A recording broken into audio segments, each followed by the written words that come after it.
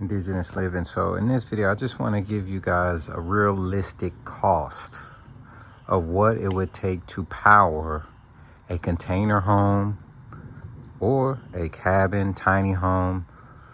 Honestly, any structure that's about, I would say, from 300 to 500 square feet. This container is 40 foot, so it's 300 square feet inside. And I'm going to talk about the solar system I just upgraded to. This was my old solar system here.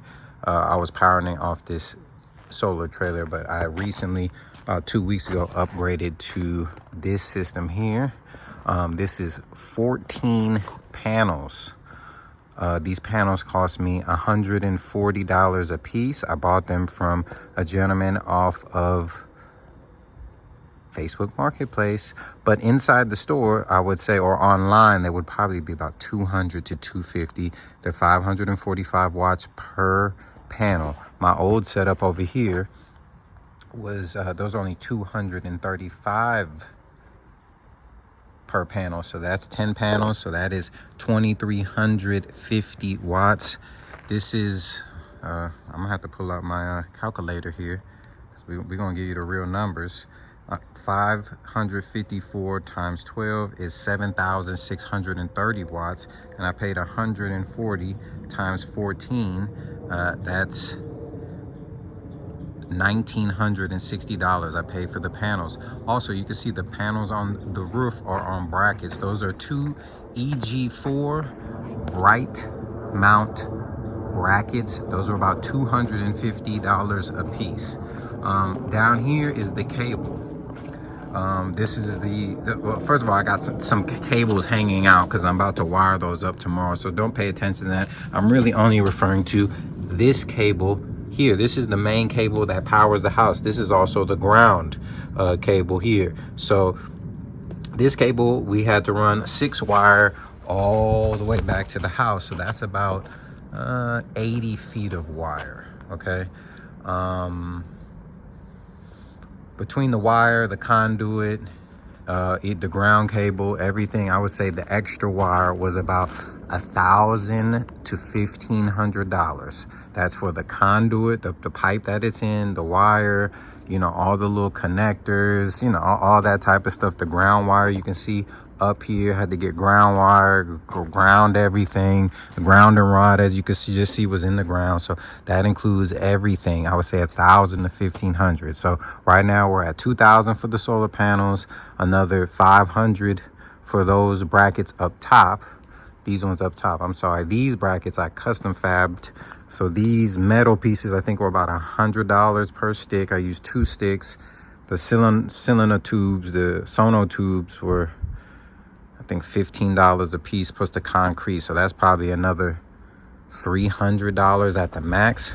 So let's go inside the container to go look at this setup, because I just want to give you guys a realistic, you know, some realistic numbers, because sometimes I feel like some of these videos, everybody's just talking in circles, or they're just bragging about what they got and they don't really tell you what it costs.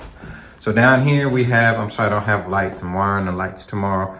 I got my EG4 battery. This battery is, I think it's 14,000 watt lithium battery. This battery, I paid $3,500. I paid a little, I don't want to say a little more, but the reason I got this battery is because this battery is self-heated. So when it gets real cold in the winter, it will heat itself. Because when the batteries get real cold, I don't know if you guys saw last year, they had like a blizzard in Chicago. All the Teslas couldn't go nowhere. The chargers, nothing was working, because when it gets that cold, lithium batteries do not perform well. That's why I got a self-heated one. So yes, you can get a battery for a little cheaper than what I paid, but like I'm saying, it may not be self-heating, but it just depends on where you live at. Now I have the EG4 12K. This is what I just upgraded to. I had this battery on the trailer that I showed you outside. So I've had this battery for almost for a year now. This I just bought about 2 months ago, or a month and a half ago. So that's EG4. I paid a little more for this too, because I could have went with a cheaper inverter. So that's the inverter. That's the battery, and this thing here is just the where the solar panels connect, disconnect switch of before they go into the inverter. So this inverter cost me $3,500. You got $7,000 worth of stuff in here, about approximately. This inverter, once again, I paid a little more. There's cheaper inverters, but I bought this inverter because, once again, this is an all-weather inverter, and it's good for any weather, and that's what I wanted.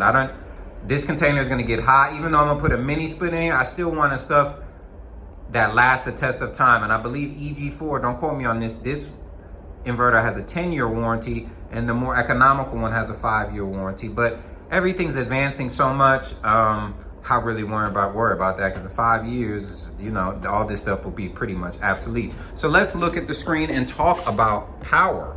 Okay, so I'm just getting home now. I've been working all day. I have a 98%. I'm sorry. Okay, hold on. I got two lights on here, and it doesn't look like it's going. Okay, I had to take off the flashlight to show you guys this screen. So right now it's only taking in 27 watts because it's not sunny outside. But the battery, as you can see, is 98% full. Like I said, I just got home. Today, it took in 7.4 kilowatts of power today alone. My consumption, since I haven't been home, is only 0.8. So I'm gonna go in the house, obviously, and use more power. This, like I said, this setup I've only had for about 2 weeks. So my total PV input, which is power from the sun, is 89 kilowatts. My total usage has only been 58 kilowatts. So with that said, I'm a single man. Obviously, I don't have anybody in my house. I do have guests from time to time. But with that said, I'm almost producing twice as much power than I need, you know? And let me tell you what I have in my house. Let's go back outside. But I just want to put this on in perspective. With the setup I have, I'm producing almost twice as much power as I'm using right now. So let's go back outside. I want to talk about what is in my house. So inside of my house, for the power, I have the thing that's pulling the most power inside the house is going to be the hot water tank. I got a electric hot water tank. My washer and dryer is stackable and it's gas, and my oven is also gas. So that is probably pulling the most. And I have a mini split on there, but I'm not really using it too much right now because we're in fall. But that's pretty much. So let's look at the numbers. Let's break it down. My system cost about $11,000. I believe my system would be only good for 2 people living in a 300 to 500 square foot home. I think anything more than 2 people, you may need a little more power. And of course, any more square footage, you definitely need more power. But do you need to spend $11,000+? No, I don't think so. I think you can get a system, depending on your usage, anywhere from 5,000 to 10,000. But obviously, if you need more, it's going to be more. Please keep in mind, with the numbers you're looking at here, this includes 0 labor, because all the labor was done by me, and I appreciate my father for coming down. He helped me out also. This is also answers the question of why did I choose EG4? The reason I chose EG4 is because I've looked at a lot of videos, and my father's looked at a lot of videos, and we just felt like EG4 was the easiest, simplest setup for a DIY, do-it-yourself install on a solar system. That's just my personal opinion. I highly recommend you do some research on that to make sure that's going to be the same for you. Because if not, if you have someone install it, I mean, you're probably talking about at least $25,000. The labor to install solar, to me, is absolutely exorbitant. That's just my personal opinion. Excuse me. So also, one more thing to keep in mind is, and this is also what I'm going to do, is adding a generator to your system, that's also going to be, that will also be, a couple thousand more dollars, or just depending on what type of generator you would want. But to get a generator that comes on automatically, charges your batteries up, I think you could look to spend a couple grand, because like my situation, I'm have no power. I'm completely off grid.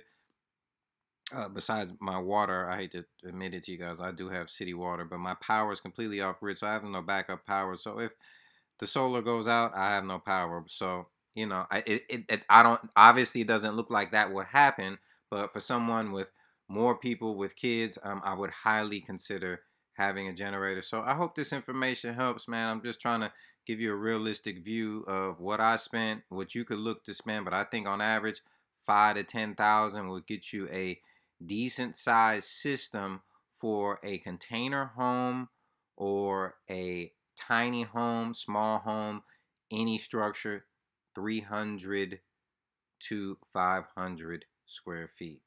Speed to you.